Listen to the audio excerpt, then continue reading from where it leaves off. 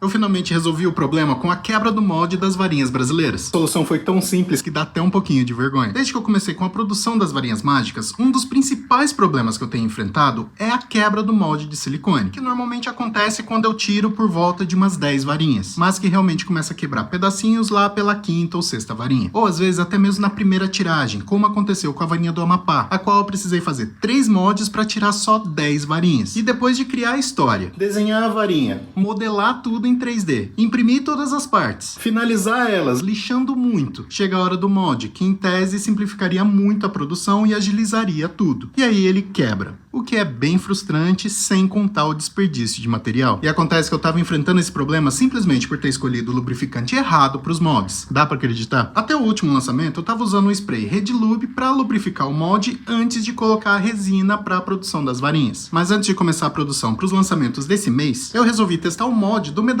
da Capirara. E para minha surpresa, depois que eu coloquei o spray e comecei a jogar a resina, muitas microbolhas começaram a surgir do nada. Tava rolando tipo uma reação entre a resina e o spray gerando essas microbolhas. Eu não sei se é problema com o meu spray ou com a minha resina, mas na hora me deu um estalo. Já que o último lançamento da varinha do Amapá foi impactado exatamente pela quantidade excessiva de bolhas, além da quebra dos moldes. Inclusive eu fiz um vídeo aqui no meu perfil falando sobre isso. Aí eu resolvi deixar esse spray de lado e usar vaselina sólida para lubrificar os moldes. E gente, imagina a minha alegria ao ver que os moldes não grudaram nada nas varinhas e ainda por cima 0 microbolhas. Eu só precisei ajustar um pouquinho a quantidade de vaselina, porque na primeira vez eu exagerei um pouquinho. Mas desde então, todas as varinhas estão saindo perfeitas e os moldes estão intactos. Eu já tirei 6 varinhas de cada molde, o que no passado já teriam começado a perder pedaços. Mas dessa vez, tanto as varinhas quanto os moldes continuam perfeitos. Eu tô bem feliz porque isso resolve o problema da reposição das varinhas que já tinham sido lançadas anteriormente. Então é isso aí, bora comemorar esse lançamento com 4 novas varinhas e a reposição de 3 modelos que já foram lançados anteriormente. E se você quiser acompanhar ou participar desse lançamento, os links estão na minha bio. E a gente se vê em breve.